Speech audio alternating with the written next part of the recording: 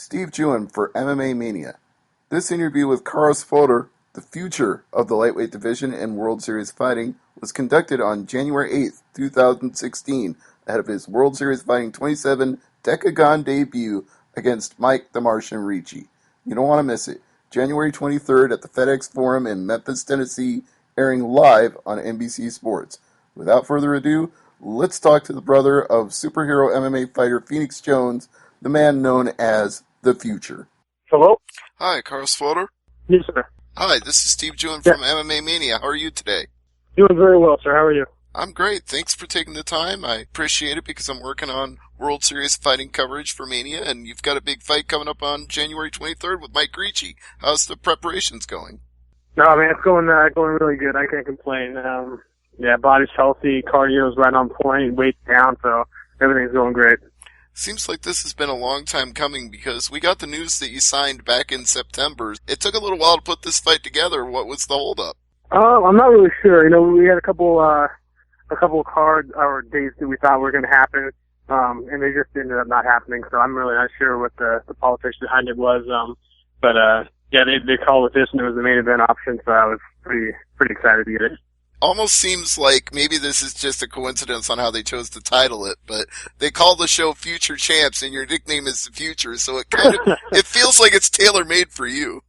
Yeah, I hope so. I feel really good about the matchup. You know, Ricci is he's a good fighter and all, but I think stylistically it's a good fight for me, and I've been sitting for a year and a half, so I've gotten better, and I'm well rested and got my renewed love for the sport again, so I'm pretty excited, man. Tell us about that sit for a year and a half, because last I saw you were doing really well in 1FC. You won 3 out of 4 there, and then things just petered off, and then the next thing I knew you were in World Series. So what led to the parting of the ways with 1FC? We left on great terms. You know, they treated me very well. I just, I kind of wanted to come back to the United States and fight. You know, traveling, although it was great, and I got to see some things I never got to see like other countries and stuff, but traveling, 2 days before you fight, especially that far, is pretty taxing. You know, you land on like a Wednesday, you have to make weight on a Thursday, so it's like really, and then none of my family and friends like really watched you kind of fell off a little bit from the American fan spectrum, and so I just wanted to come back to the United States. That was my drive to get back home and fight here. It's a little easier. My friends and family can watch on, our TV, and they can come to the fight, so that was pretty much it, man. But we left on great terms. I don't know how things are going to go in my future, but I would love to, go back with them if I have to. We didn't burn any bridges, and they treated me very well, so it was an amicable departure. Well, they seem to be a very classy organization. In fact, I think they're trying something right now by doing away with weight cuts. And you mentioned it's hard to fly overseas and make weight for a fight, with just a couple of days to go. But maybe in the future that won't be a problem for guys who go there. Yeah, absolutely. I just saw that a couple weeks ago, and I talked to Rich Franklin about it when I was with 1FC in a hotel a long time ago. He was just spitting ideas of how if he was in charge, that's what he would. His idea is that's what the sport needs, just for the safety of the fighters and just for better fights in general. If people aren't dehydrated and starving during this really intense training, if they're able to feed their body, you'll get better fights out of people. So I think it's a great thing. I don't know. It's obviously going to be pretty hard to monitor. I'm in the system behind it because some guys are going to try to push the envelope. But if they can figure out a solid system of how to test guys and make sure they're hydrated and they're not cutting weight the day of, and I think it's a great thing. Cutting weight sucks, and I really think it's breaking down the fights that you could see if guys felt really good. So you're not trying to make huge weight cuts to get down to 155 yourself, then, because you just said it. Weight cuts suck, so you must stay pretty close to your target. I am. I used to walk around about 182, 183, but I talked to when I was going to fight Josh Thompson. We were in sauna together at Strikeforce, and he was telling me the older you get, you want to get down to because losing 5 pounds is probably about the max you want to cut of water. And I didn't believe him at the time because I was young and dumb, but man, I ended up losing that fight against Pat Healy, cutting 11 pounds, and I was like, dude, screw this. I'm down. I'm 169 right now, which is I'm 2 weeks out, so I feel real good. I'm trying to keep walking around about 170 now, 10 pounds lighter. So the older you get, the harder it definitely is. Well, I know we're going to talk about World Series fighting, but since you brought up Pat Healy, I have to say that my earliest memories of watching you fight were those Strikeforce Challengers shows, and that was one of the biggest fights you had there, and I thought you had a lot of momentum coming into that fight, and it didn't work out for you. Yeah, he was he's a grinder, and I mean, I don't want to take anything away from him. He beat me. He submitted me. She didn't. But yeah, it was a tough fight, man. I pretty much blew my wad. I think in the first round, I had a horrible weight cut that can't, and I wanted to be bigger because he was a bigger 155er. And yeah, so I just wanted to. Yeah. Are you still there? Sorry. Oh, sorry. I thought I lost the phone there. Sorry. Oh, that's okay. But yeah, I've noticed that about your fights in general. I mean, I wouldn't say you blow your wad, but I've noticed in a lot of your fights that in the first 15 seconds, you really rock the heck out of people. Oh yeah, the bull rush. Yeah, it works out well. You know, I came out of when I was like coming up as an amateur. Matt made me do Matt Hume, like manager. We did MMA fights in the beginning. We did 5, and then he took me out of MMA and just made me do Muay Thai fights. And then during that circuit of amateur Muay Thai fighting, he told me just, you know, like when the bell rings, he's like, just go after him and stay on him. He's like, don't give him a second to rest. And I did it, and it just, you know, it murdered people, especially in the amateurs.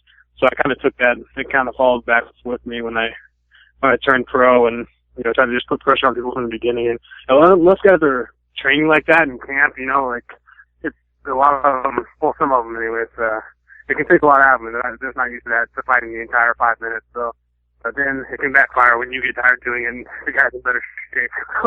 It's a hit and miss there, but I like it. True, but it definitely makes for exciting fights. Like with your Thomas Dion fight, I mean, I thought that fight was going to be stopped in 30 seconds because at least 2 times in the first minute you dropped him to a knee, and I'm like, wow, how did they let Dion keep continuing fighting after that? Yeah, I know. I wish it would have been over too. And I had like a more, God, he has the most flexible joints ever. I was like, this sucks. They're going in the long haul, but yeah, he's doing pretty good too now. I think he's fighting in Bellator. Yeah, it seems like a lot of the guys you fought went on to do, you know, other stuff too. Like Pat Healy went on to do, you know, UFC, and you had a little stint in UFC there when Strikeforce merged, but unfortunately you didn't stick. Yeah, that was rough. That was pretty devastating because I thought for sure I'd get at least one more. It was a pretty close fight with Sam Stout, I got cut right after that. I got the email, and I was like, oh, that's rough. They're not playing around. But you know, it all worked out, you know, fine for me. I went over to one, you know, got 3 out of 4 victories over there, and got to see four countries I never would have got to travel to ever. So it was everything works out for a reason, man. I have really I wouldn't change anything, man. This whole fighting thing's it's been pretty dope, man. I've experienced a lot and met a lot of cool people, so I'm pretty happy. It has worked out for you pretty well, and now it's working out pretty well again because, like you said, you get to fight closer to home now. You get to be in the main event of a World Series of Fighting card. It's your debut in the Decagon. I mean, it just couldn't be a more exciting time right now for you to be a fighter. Absolutely, man. I'm stoked and I'm healthy, and that's only to get in there and get a hold of that guy and get that victory. So the after party, that's what I'm looking forward to. Well, Mike Ricci is one of the most confident and some might even say cocky guys that I've ever interviewed. He called himself top 3 outside of UFC in the world at lightweight. Do you think he's overshooting the goal, or do you think that that's probably accurate? Oh, well, I don't know. I really don't know. Honestly, I never, up until they matched me up with him, I didn't know much about him. So, you know, confidence is a great thing. Obviously, it's great for him. He's feeling good about himself. He's got that. But, I don't know. There's quite a few guys out there. I'm kind of the opposite of that. I'm pretty humble. I think realistic. There's some good guys out there at the UFC. So, I don't know. I wouldn't 100% agree with that statement. It might have been part of him hyping himself up to go into a tournament, because when you got to go through 3 fights in one night, you got to have a really strong mental game. No, yeah, absolutely. Yeah, those guys, and Brian Foster, those guys, that was impressive. I couldn't imagine. They offered that or asked me about that, and I didn't turn it. I guess I did turn it down, but I was like, man, 3 fights in one night. I was like, one's rough. I was like, what are you gonna do when your shins are all banged up in the locker room, and then you got to go back out there 2 more times? I was like, screw that. Yeah, well, that's exactly what happened to Ricci. I mean, he got that hip injury. Even though he got the head kick knockout on Joe Condon, he couldn't go back out for his next fight. So you kind of predicted that when you decided not to do it. Yeah, that's rough, man. My body, like, when I get cold after a fight, like, really, like, 5 minutes after the fight's over, my body seizes up, and I'm like an old man, like, crippled. I could not imagine sitting in the locker room, like, cooling down even more, and then getting the call to, like, start warming up again, and then going out there 2 more times. It's really, I got so much respect for those guys, like, and Brian Foster, man, he's a savage. Yeah, he That really, was impressive. yeah, the way he manned up and came back from that loss and just overcame everybody. I mean, knocking out Luis Palomino was something in itself, but then to get rematched with Zeffirino and figure out a way to beat him after losing the first time, that was pretty amazing to watch. Yeah, absolutely. It's a great idea too. I mean, obviously, people getting hurt like what happened to Ricci, I think is going to be pretty common when you do that type of tournament. But yeah, it's an exciting idea. Well, now Foster obviously has the title shot from winning that tournament, but it feels like since Ricci was on his way to winning the tournament, and you're a hot prospect coming into World Series right now, this could be like the next contenders fight. Do you feel that way yourself? It could be. I'm not really sure what the politics behind or who's the ranking is. I mean, Foster is getting it right now. There's Jason Hyde. He was the main event. He just came over, so he smashed his guy. So I don't know where he is on things, but I think beating Ricci definitely puts me in top 5, top 4 for sure prospects. So, but I've been out for a year and a half, so I'm in no rush, man. I think just fighting right now and making money is good for me, and I really don't care. I'm in no rush, or they can do it right now. It's up to them, really. I'm open for everything.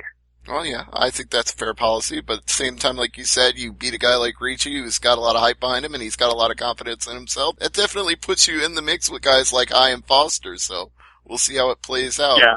I would be remiss if I didn't ask you at least one question about your brother, Phoenix Jones. I mean, that guy is such a character, and I've interviewed him a couple of times, but he ended up in World Series of Fighting before you did, so what are your thoughts on his career so far? I hope I hope he gets another fight and gets going.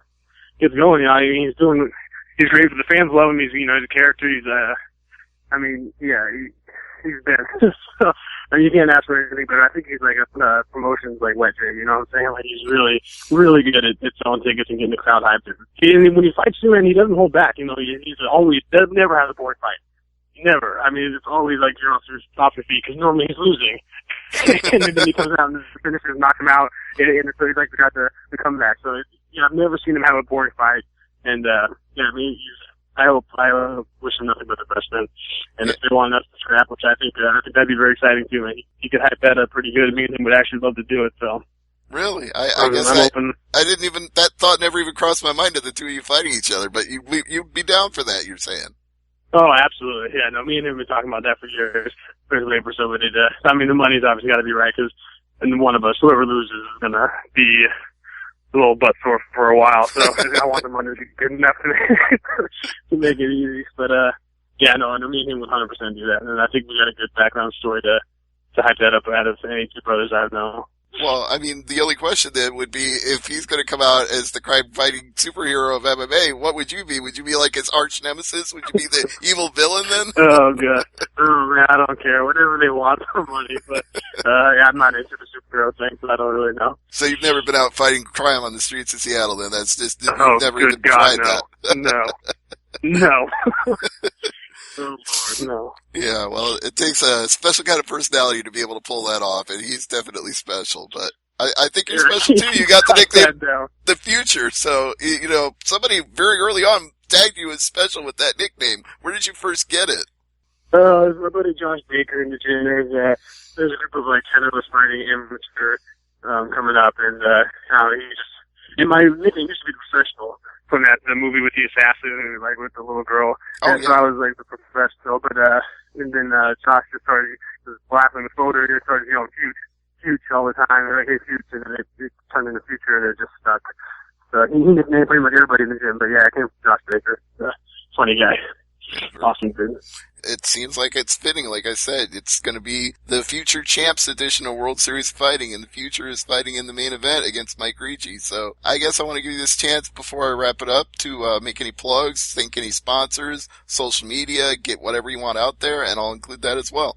All right, so thank you. I'd like to thank Unique Energy Drinks, American Rail Works for sponsoring me, and all the fans who are supporting me all the way through this. I really appreciate it, and thank you, sir, for having me on the show, and thanks for everything. Oh, it's my pleasure, and look forward to the article on MMA Mania going up very soon, and seeing you fight at the FedEx Forum on January 23rd in Memphis, Tennessee. So, thank you for the interview today. Thank you, sir. All right. Sir, when it's all done, could you post it on my Facebook or something like that so I can see it? Oh, absolutely, yeah. I'll send you the Facebook link as soon as it goes up. All right, great. Thank you so much, sir. No problem. Bye-bye.